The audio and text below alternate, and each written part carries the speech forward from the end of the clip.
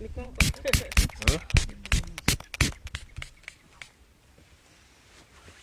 Hey. Yeah. Akadima, you're too short, man. Kuja upande. Mbele hapa mimi nirudi hapa nyuma. Utaenda mbele hapa. The guys who are behind them, make sure you Me, I'm tall. between the shoulders of the ones in front. Yeah, so do it right before I start reading. Yeah. And is your namesake? Basi kuja mbele hapa ni mshort. Your namesake, is he still? Remove the mask a little bit. Yeah, I'll remove. Let me hold it. Yeah. I'm not very sure you are. You can see. Mm. I'm a shadow. Right? There. Okay. So, tell me what you're doing before I start reading. Huh? Yeah. Okay. Good evening.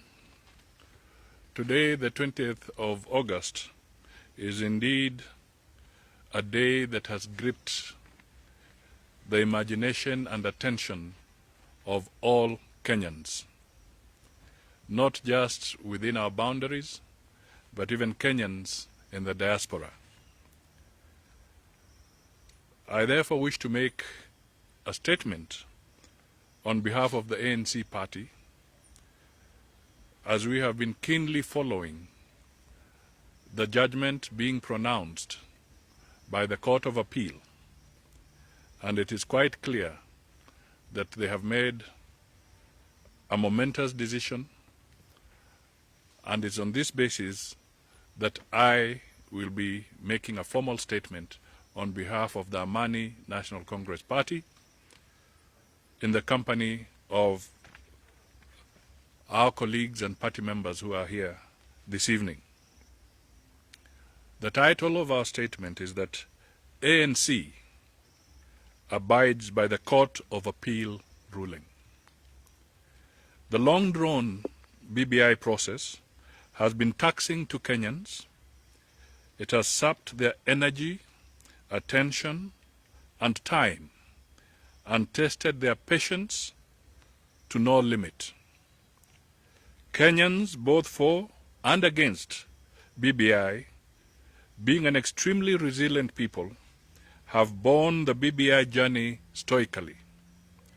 They deserve kudos for staying sober in adversity. It is due to this peculiar Kenyan character of perseverance that the BBI process did not witness any violent scenes reminiscent of such contentious political undertakings, though there were some ugly provocations in some instances. But now that a judgment has been rendered, we should all unanimously, as a united people, focus on more pressing matters that are crying out for attention. We cannot live a dream forever. At one point, we must wake up to the reality and move on.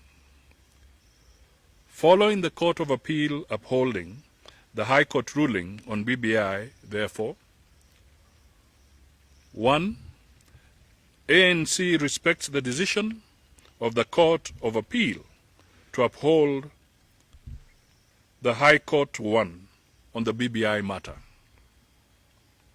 This buttresses our unwavering belief in the rule of law and independence of the judiciary and other independent offices and commissions set out in the Constitution.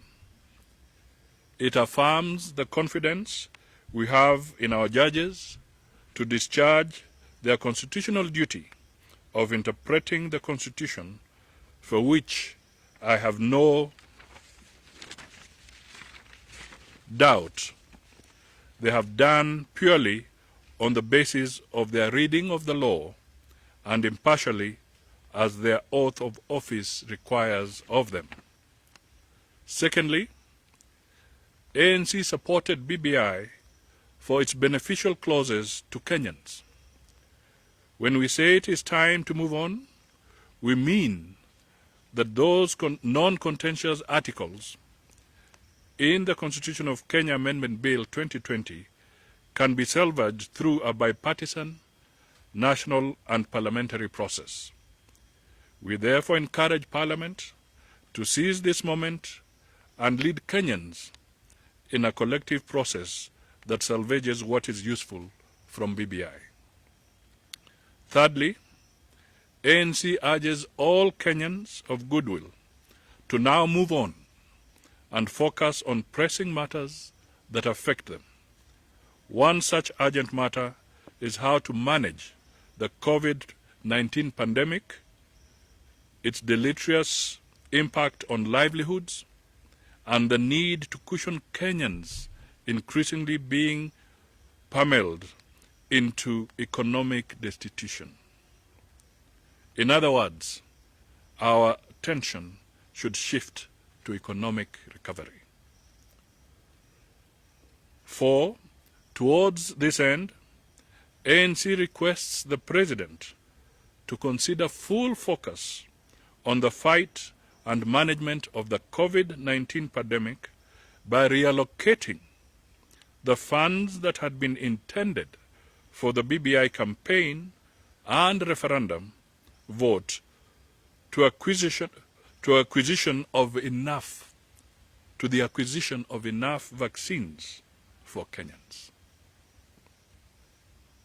I'll repeat that.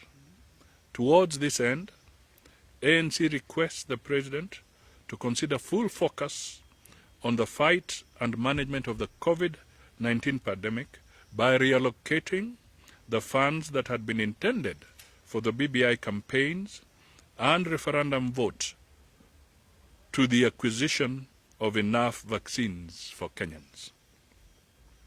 Finally, ANC calls on all Kenyans to also focus on the urgency of creating the right environment for a free, fair, and credible election in 2022.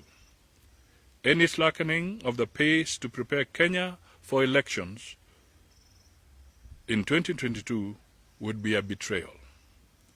All assistance, support, and capacity building should now be directed at the IEBC to enable the Commission prepare fully for the elections of 2022.